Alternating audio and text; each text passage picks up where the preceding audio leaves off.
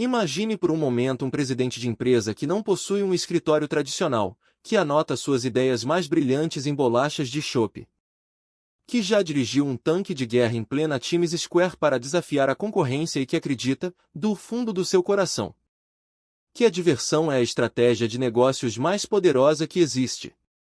Se você achou que essa descrição parece mais a de um aventureiro excêntrico do que a de um magnata global, você capturou perfeitamente a essência de Richard Branson. Hoje, nós vamos embarcar em uma jornada fascinante pelas páginas de seu livro, uma obra que não é apenas um manual de negócios, mas um manifesto de vida, onde aprendemos que o verdadeiro espírito empreendedor nasce da audácia, da escuta atenta e, acima de tudo, de não se levar tão a sério. A vida é simplesmente curta demais para fazermos coisas que não acendem uma fogueira dentro de nós. Essa é a premissa de ouro que guia cada passo do Império Vardin. E é a partir desse pensamento que começamos a desvendar os segredos de uma liderança que rompe com todos os moldes tradicionais. Para compreendermos o homem por trás da marca, precisamos olhar para as suas raízes. Pois muitas das lições mais profundas de liderança não nascem nas salas de aula das prestigiadas escolas de negócios, mas sim no seio familiar. A mãe de Richard, Eve, era uma força da natureza, uma mulher com uma imaginação ilimitada que estava sempre inventando novos projetos, ensinando-lhe desde cedo a não chorar sobre o leite derramado. Se um projeto falhava, a regra era simples: aprenda a lição e siga em frente. Já o seu pai, Ted, ensinou-lhe algo que moldaria a cultura da Vardin para sempre: o poder do perdão e da segunda chance. Há uma história maravilhosa de quando Richard, ainda criança, pegou algumas moedas escondidas na gaveta do pai para comprar chocolates. Quando a dona da loja de doces o confrontou na frente de seu pai, insinuando que ele havia roubado dinheiro, Ted não o repreendeu publicamente. Em vez disso, ele defendeu o filho com unhas e dentes perante a senhora e, no caminho para casa, manteve um silêncio profundo e intencional. Aquele silêncio ensurdecedor foi a maior lição de moral que Richard poderia ter recebido. Ele sentiu o peso da decepção do pai e a grandeza do seu perdão.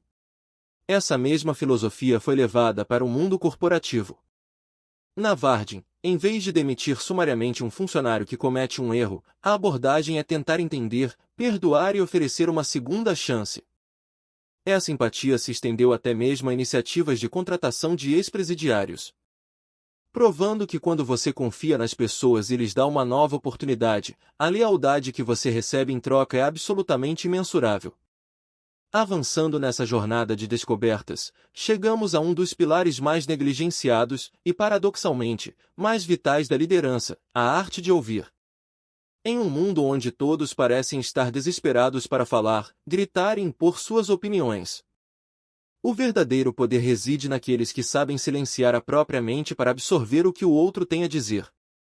É muito curioso notar que, em inglês, as palavras listen, que significa ouvir, e silent, que significa silêncio, são formadas exatamente pelas mesmas letras. Richard Branson, que sempre lutou contra a dislexia, percebeu muito cedo que, para aprender qualquer coisa, ele precisava prestar uma atenção redobrada ao que as pessoas diziam. E ele não confiava apenas na memória, ele se tornou um anotador compulsivo. Carregando sempre consigo um pequeno caderno de capa dura, ele registra ideias, feedbacks de clientes, frustrações de funcionários e observações aleatórias. Quantas vezes vemos executivos em reuniões importantes checando seus celulares, enviando e-mails por baixo da mesa, fingindo que estão ouvindo quando, na verdade, estão apenas esperando a sua vez de falar? A escuta ativa é um sinal de respeito profundo. Branson nos lembra de figuras históricas monumentais, como Nelson Mandela e o arcebispo Desmond Tutu, que lideraram nações não apenas com discursos eloquentes, mas com uma capacidade sobre-humana de ouvir, de curar feridas através da empatia e de dar voz aos que haviam sido silenciados. No mundo dos negócios, ouvir os seus funcionários de linha de frente, aqueles que lidam diariamente com os clientes, vale muito mais do que qualquer relatório complexo gerado por consultores externos. E por falar em ouvir, uma outra faceta fascinante dessa habilidade é a capacidade de tentar enxergar a sua própria empresa através dos olhos dos clientes, ou seja, de fora para dentro. É incrivelmente fácil para um grupo de executivos se fechar em uma sala de reuniões e se apaixonar perdidamente por uma ideia, perdendo totalmente o contato com a realidade. Branson conta uma história hilária de quando a Virgin decidiu entrar no mercado de preservativos para combater a epidemia de HIV nos anos 80. A equipe estava tão empolgada com o projeto que decidiu batizar o produto de Virgin Condoms, ou seja, preservativos virgem. Foi apenas durante um jantar em família que sua esposa, John, ao ouvir a ideia, quase engasgou com a comida e disse que aquilo era uma piada pronta e que ele seria um motivo de chacota do mundo inteiro. Graças a essa escuta externa, eles mudaram o nome para Mates, evitando um desastre de marketing. Esse tipo de cegueira corporativa acontece o tempo todo.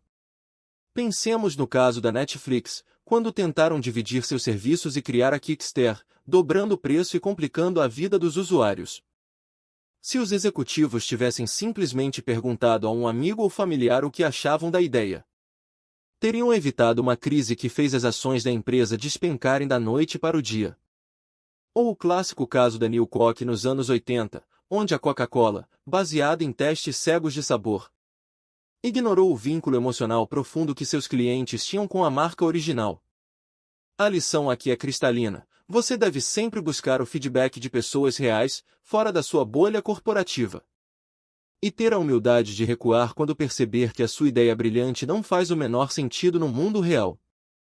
Dando continuidade a esse pensamento, chegamos à importância da simplicidade na comunicação. Existe um princípio chamado KISS, que em inglês significa Keep It Simple, Stupid, ou seja, mantenha as coisas simples, seu idiota. No mundo corporativo, existe uma tendência terrível de usar jargões complexos, palavras rebuscadas e frases intermináveis para tentar parecer inteligente. No entanto, a verdadeira genialidade reside em conseguir explicar uma ideia complexa de forma que qualquer pessoa possa entender. Se um documento ou um e-mail tem mais de uma página, ele provavelmente é longo demais.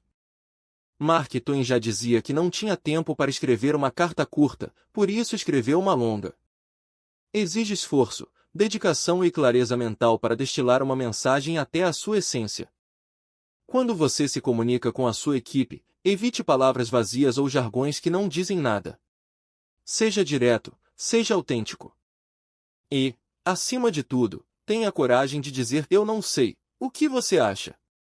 Um líder que admite não ter todas as respostas e que pede a opinião da sua equipe não demonstra fraqueza, mas sim uma força e uma confiança inabaláveis, além de empoderar os seus colaboradores a se tornarem parte da solução. Esse empoderamento nos leva diretamente à forma como uma empresa escolhe as pessoas que vão representá-la.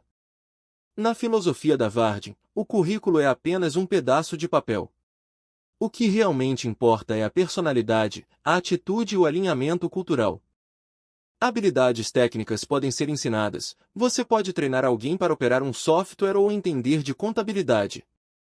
Mas você não pode ensinar alguém a ser genuinamente caloroso, a ter senso de humor ou a se importar de verdade com o bem-estar do próximo.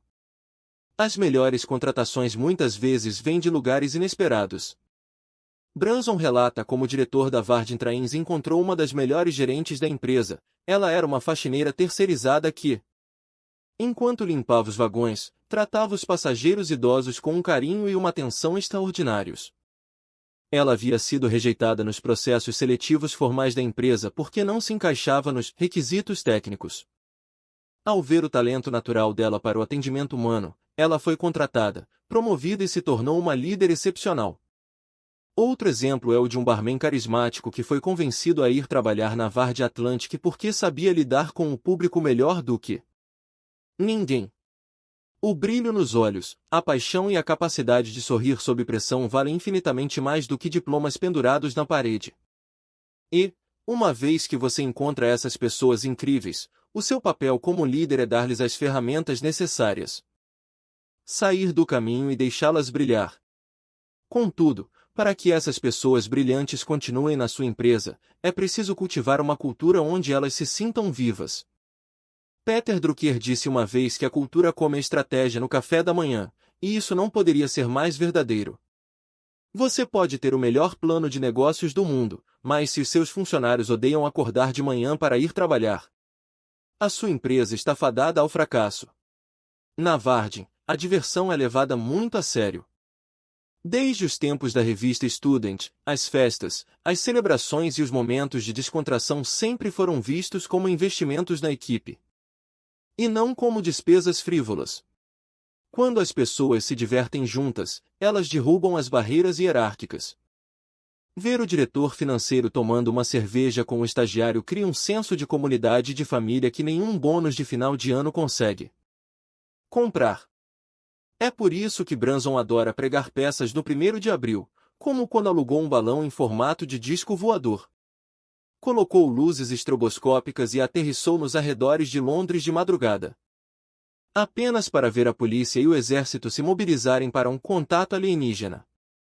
Ou quando enganou toda a indústria fonográfica anunciando Music Box, uma invenção fictícia que permitia baixar músicas em casa, anos antes de o iPod e o iTunes sequer existirem.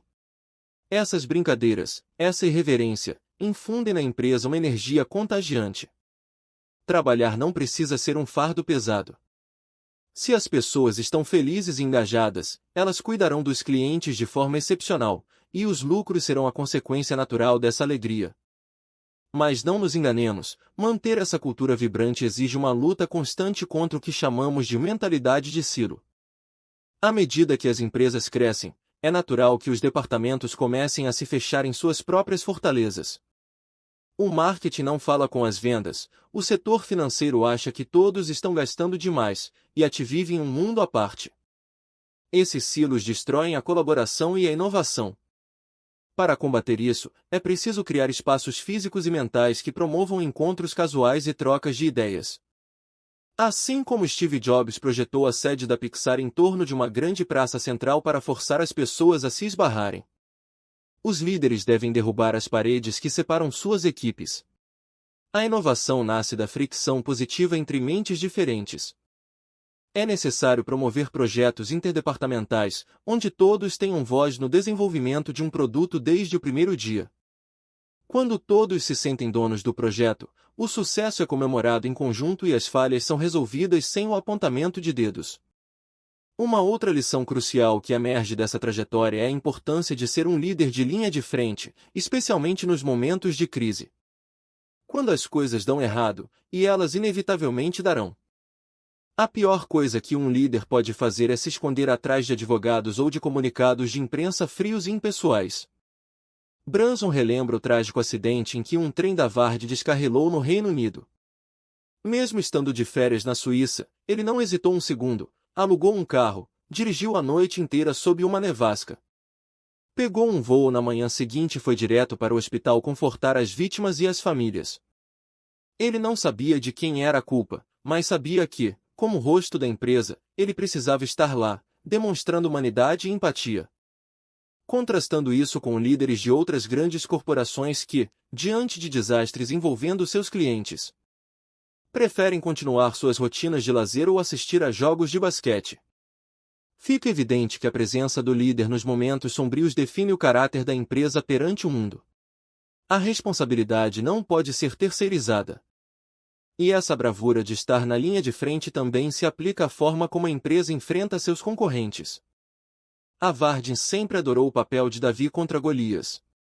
Quando lançaram a Vardin Atlantic, enfrentaram a toda a poderosa British Airways. Sem o orçamento bilionário da concorrência para a publicidade, eles tiveram que usar a criatividade e a ousadia. Desde colar um adesivo gigante no rabo do avião Concorde da concorrente até processá-los por práticas desleais de mercado e vencer. No entanto, nem toda a batalha é ganha. A incursão com a Vardin Cola, que incluiu dirigir um tanque de guerra na Times Square e esmagar latas de Coca-Cola, foi um espetáculo de relações públicas brilhante. Mas a Coca-Cola usou seu poder de distribuição colossal para esmagar a Vardin Cola nas prateleiras dos supermercados. A lição que ficou não foi a de evitar riscos, mas a de entender que o fracasso faz parte do jogo da inovação. Se você nunca falha, é sinal de que você não está tentando coisas novas o suficiente. A verdadeira agilidade empresarial está em reconhecer o erro rapidamente, aprender com ele, estancar o sangramento e partir para a próxima aventura sem perder o entusiasmo.